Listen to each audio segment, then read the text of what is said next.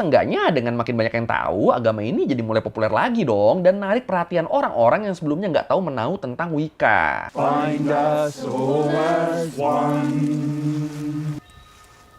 Dan kalau dilakuin dengan cara yang benar, indera-indera itu bisa ngatur energi di alam jadi sesuatu yang... Udah beberapa kali kan ya kita ngebahas tentang agama-agama yang unik di dunia. Mulai dari Shinto, Kaudaisme, sampai sekte Prabida Tawinanra. Yang ngajarin kalau kotoran dia adalah obat yang kalau dimakan bisa nyembuhin penyakit. Ya pokoknya banyak lah kita bahas lah, macam-macam lah. Nah sekarang gue mau ngebahas agama unik yang lagi rame nih. Yang diklaim sebagai agamanya para penyihir dari zaman Eropa kuno. Tapi yang ini tuh versi yang lebih modernnya. Dan agama penyihir versi modern ini dinamain Wicca. Nah menariknya yang tadi gue bilang tuh, belakangan ini Wicca ini tuh jadi mulai populer lagi di kalangan anak muda, terutama di sosmed TikTok. Mulai pada bermunculan lagi tuh orang-orang yang nyebut diri mereka sebagai witch, sebagai penyihir yang menganut ajaran Wicca. Wah. Tapi emang gimana sih asal-usul agama sihir ini? Emang bener pengikutnya bisa ngelakuin sihir sampai disebut sebagai penyihir? Yaudah kalau gitu, langsung kita bahas Wicca, agama penyihir di zaman modern yang mulai populer lagi di Learning by Googling. Oke, kayak biasa sebelum gue ngebahas tentang agamanya, gue mau jelasin dulu nih asal-usulnya nih. Kalau menurut Britannica, semua ini tuh berakar dari penelitian seorang antropolog dan Egyptologis, ahli Mesir kuno yang nulis buku yang berjudul The Witch Cult in Western Europe di tahun 1921. Nama antropolognya tuh Margaret Murray, warga negara Inggris yang lahir di India. Di bukunya itu, Murray nulis teori bahwa sebenarnya para penyihir yang dianiaya dan dibakar atau digantung di abad ke-15 sampai 18 di Eropa sama Amerika, mereka tuh sebenarnya adalah para penganut agama pagan kuno yang bertahan secara sembunyi-sembunyi. Terutama di wilayah Celtic. Ya, waktu Kristen masuk ke Eropa kan orang-orang yang nolak ajaran Kristen kan banyak yang dipersekusi kan, termasuk yang mempraktekkan paganisme. Pada dituduh penyihir, diburu terus digantung atau dibakar. Yang buat detailnya bisa lu tonton di video yang ini. Mama Marketing! 172 people were formally accused. 19 people altogether were hanged as convicted witches. One individual, Giles Corey, was pressed to death. Nah, kalau menurut Murray, penyihir-penyihir yang dibakar atau digantung itu tuh sebenarnya mereka tuh adalah penganut paganisme kuno yang nyembah sosok dewa bertanduk. Dan dewa ini yang mereka sembah ini malah dianggap sebagai setan atau iblis sama pihak gereja. Makanya jadinya semua yang berafiliasi sama agama ini jadi pada dianggap penyihir dan dipersekusi deh. Disebut para penyihir ini biasanya mereka tuh hidup dan ngelakuin ritual secara berkelompok dalam kelompok kecil yang disebut coven. Oh iya, tapi yang harus kita ingat di bukunya Murray itu sama sekali nggak nyebutin nama ajarannya ya, nggak nyebutin nama agamanya. Dia cuma bilang cult atau old religion doang. Jadi ya nama Wicca tuh belum ada di situ, di buku itu tuh sama sekali nggak disebut. Terus di sekitar waktu yang sama, ada pensiunan PNS Inggris atau tepatnya mantan pekerja bea cukai Inggris yang namanya Gerald Gardner yang lagi sibuk keliling Asia dan belajar tentang tradisi agama-agama lokal setempat. Bener-bener selama di Asia, Gardner tuh udah nyemplung ke berbagai tradisi keagamaan yang beda-beda. Soalnya ya pada dasarnya dia tuh emang tertarik sama hal-hal yang berbau kepercayaan, ritual, dan tradisi-tradisi kayak gini. Keliling Asia terus dia sampai akhirnya di tahun 1930-an Gardner balik ke Inggris dan dia ngebaca buku yang ditulis sama Murray tadi. Dan abis ngebaca itu, dia percaya sama isinya tuh.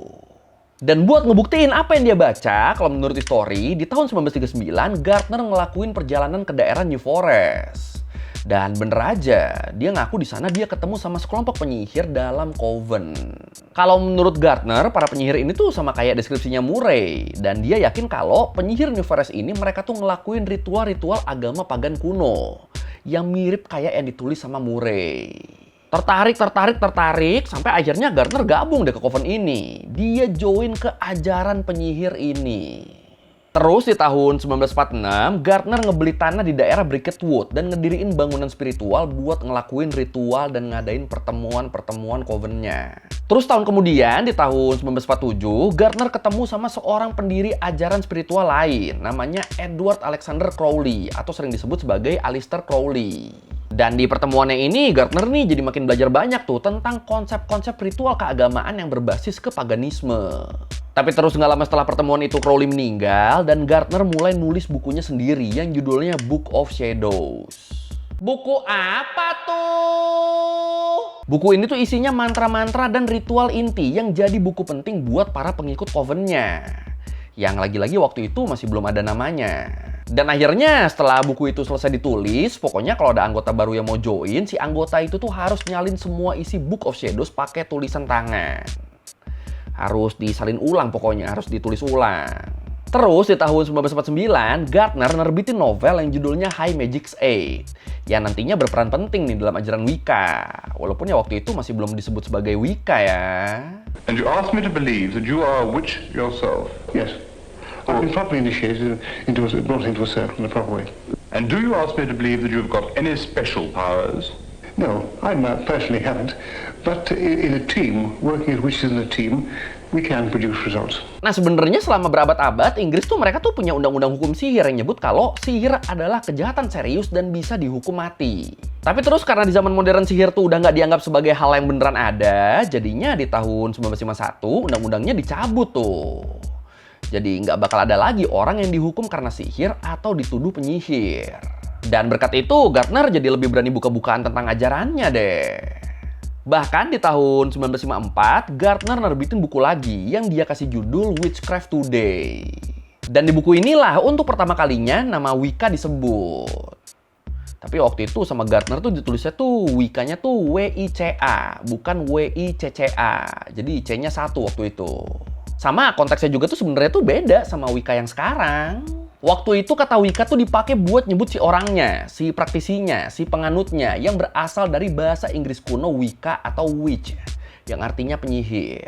Tapi walaupun udah rilis 2 buku, agamanya tuh masih belum ada namanya tuh waktu itu tuh. Gardner masih nyebut ajarannya sebagai witchcraft atau cult of witches. Atau ya sihir dan kultus penyihir. Dan mungkin karena undang-undangnya baru dicabut kan, jadinya orang-orang pada penasaran tuh sama bukunya Gardner tuh. Soalnya bisa jadi setelah undang-undangnya dicabut, kali ada penyihir asli beneran yang muncul kan. Dan ya udah, jadi banyak gitu yang baca bukunya tuh. Dan gak sedikit juga yang percaya dan jadi pengikutnya Gardner. Boleh juga nih orang. Tapi sayangnya di tahun 1964, Gardner meninggal karena serangan jantung. Dan di sekitar tahun 1960-an itu juga, para peneliti yang lebih modern, mereka pada ngebantah teori-teorinya Murray tentang penyihir yang menganut ajaran pagan kuno yang jadi akar kepercayaannya Gardner. Jadi setelah orang yang meninggal, temuan-temuan yang ngebantah semuanya malah bermunculan nih. Nah, kalau menurut EBSCO, penyebutan Wicca sebagai nama agama tuh pertama kali tercatat di tahun 1962 dan jadi makin populer lewat buletin The Wiccan di tahun 1968. Dan di tahun 1960-an ini, Wicca juga tuh mulai nyebar tuh ke Amerika Serikat dan jadi banyak cabang dan jenis ajarannya. Iya, jadi setelah Gardner meninggal, ajaran Wicca ini jadi berevolusi sendiri-sendiri tergantung wilayah dan coven-nya. Ada aliran yang punya satu Tuhan, punya banyak dewa-dewi dan berbagai mitologi, dan yang paling umum dan paling meluas adalah ajaran duoteistik yang nyembah dewa bertanduk dan dewi 3 serangkai. Yang terdiri dari perawan, ibu, dan nenek tua atau wanita bijak. Dan 3 dewi ini sering banget dikaitin sama fase-fase bulan dan lokasi titik semu matahari. Yang jadi penanda hari-hari raya besar yang disebut Sabat. Nah kan dalam setahun tuh kan ada 8 sabat ya kalau nggak salah ya. Yang semuanya tuh berkaitan sama posisi matahari yang nandain perubahan musim, siklus hidup, dan hubungan manusia dengan alam. Kenapa alam? Soalnya di ajaran Wicca kan alam tuh kan harus dihormati dan dijaga kan supaya kehidupan berjalan seimbang. Soalnya kalau sampai harmoni alam keganggu, keseimbangan dunia juga bisa rusak kan. Ya sampai sini sih oke ya, ngajarin kita ngejaga alam loh.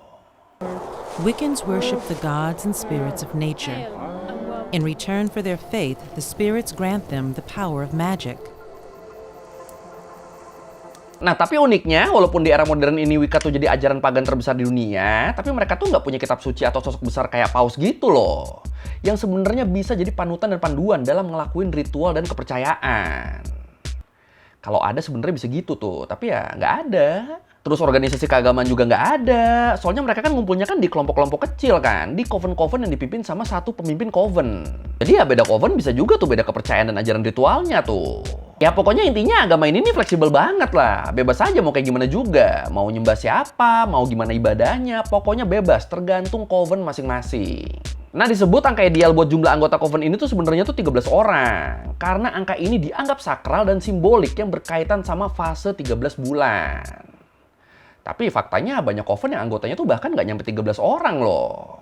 Bahkan banyak juga penganut Wicca yang nggak tergabung ke dalam coven. Mereka tetap ngelakuin praktek-praktek Wicca secara sendirian atau soliter. Tapi ya mau yang manapun itu, yang pasti semua penganut Wicca mereka tuh harus ngikutin prinsip utama yang disebut Wicca-Read, yang bunyinya, jika tidak membahayakan siapapun, lakukanlah apa yang kau inginkan. Intinya ya semua orang bebas mau ngelakuin apa aja, yang penting jangan nyakitin orang lain atau diri sendiri. Terus mereka juga tuh percaya sama hukum 3 kali lipat, dimana kalau mereka ngelakuin sesuatu, mereka tuh bakal dapat ganjarannya sebanyak 3 kali lipat. Mau itu positif, mau itu negatif, pokoknya balasannya 3 kali lipat. Jadi kalau misalnya mereka ngejatin orang, itu mereka bakal dijatin 3 kali lipat tuh. Makanya mending lakuin kebaikan aja, soalnya kan bakal dibales kebaikan 3 kali lipat. Tuh kan? Bagus loh ini loh. Terus masalah sihirnya gimana? Nah, kalau menurut Center of Excellence, sihir tuh emang jadi bagian inti dalam Wicca yang dipahami sebagai kekuatan alami untuk mempengaruhi dunia melalui kehendak. Jadi buat sihir-sihir yang berubah jadi kodok. Mati. Enggak ya, enggak kayak gitu. Dan semua praktisi Wicca tuh disebutnya tuh witch ya, penyihir. Mau itu perempuan, mau itu laki-laki, disebutnya sama-sama witch. Jadi nggak ada istilah wizard atau warlock tuh dalam Wicca tuh, semuanya witch. Nah, para penyihir ini, para witch ini, mereka tuh percaya kalau sihir sebenarnya tuh bukan hal yang supranatural, tapi lebih merupakan bagian dari hukum alam yang belum sepenuhnya dipahami sama sains. Jadi, emang kelihatannya kayak magic, padahal bukan. Padahal itu sains, tapi belum dipahami aja. Tapi ada. Jadi menurut mereka, sihir di dunia ini tuh bekerja lewat energi yang ngelilingin semua makhluk hidup atau lewat pemanfaatan indera manusia. Dan kalau dilakuin dengan cara yang benar, indera-indera itu bisa ngatur energi di alam jadi sesuatu yang ajaib kayak sihir. Walaupun balik lagi, ini sifatnya nggak supranatural ya. Nah, buat mereka, praktek sihir versi mereka ini nih bisa dipakai buat tujuan penyembuhan, perlindungan, kesuburan, dan perubahan hidup. Dan perubahan ini nih bisa berupa transformasi diri secara internal. Bukan cuma eksternal doang, bukan cuma dari luar doang, tapi juga dari dalam. Jadi ya sihir Wicca ini nih fokusnya nih ke hubungan antara si penyihir sama alam semesta. Gimana caranya supaya keinginan kita bisa sejalan sama siklus dan energi alam semesta. Nah, kalau menurut Wiccan-Read Online dan Britannica, ritual-ritual mereka tuh biasanya tuh dilakuin di dalam lingkaran suci buat nyiptain ruang spiritual. Terus nanti di situ mereka ngucapin mantra, meditasi, dan ngelakuin pemanggilan energi atau mereka artiin sebagai pemanggilan dewa. Terus ritualnya juga tuh sering dilakuin di dalam ruangan yang ada altar sama alat-alat kayak pisau kecil, tongkat, dupa, sama ada simbol pentagram yang juga dikenal sebagai simbolnya Wicca. Bahkan di beberapa coven, penyihir-penyihir yang ngelakuin ritual itu mereka tuh pada nggak pakai pakaian sama sekali loh, supaya lebih menyatu sama alam. Terutama mereka gini tuh kalau lagi ada perayaan Sabat. Waduh. Weave your web of dark and light, earth, air, fire and water, bind us all as one. Let nothing impure enter herein. Nah, kalau menurut Brandeis Now dari Brandeis University disebut waktu Wicca mulai nyebar di Amrik di sekitar tahun 1960-an dan 1970-an, ajaran ini tuh berkembang dengan pesat. Soalnya di waktu-waktu itu banyak orang yang lagi aktif ngelakuin gerakan spiritual alternatif. Gerakan agama-agama yang beda dari agama mainstream. Ya, walaupun banyak juga orang yang nyebut kalau Wicca nih agama satanis dan mereka nolak keberadaannya, tapi tuduhan ini dibantah nih sama penganut Wicca nih. Mereka bilang, Satan itu sosok yang muncul dalam ajaran Kristen.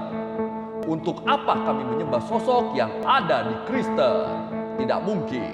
Dan ya kenyataannya pengikut Wicca di Amerika kan emang bertambah terus kan, dan akhirnya diakuin sebagai agama resmi di tahun 1986. And do these people worship the devil? No, good Lord, no.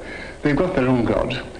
Their own god, a very nice god. They're the own gods of Britain. Dan setelah diakuin ini, mulai bermunculan deh tuh film-film dan acara TV yang berkaitan sama Wicca.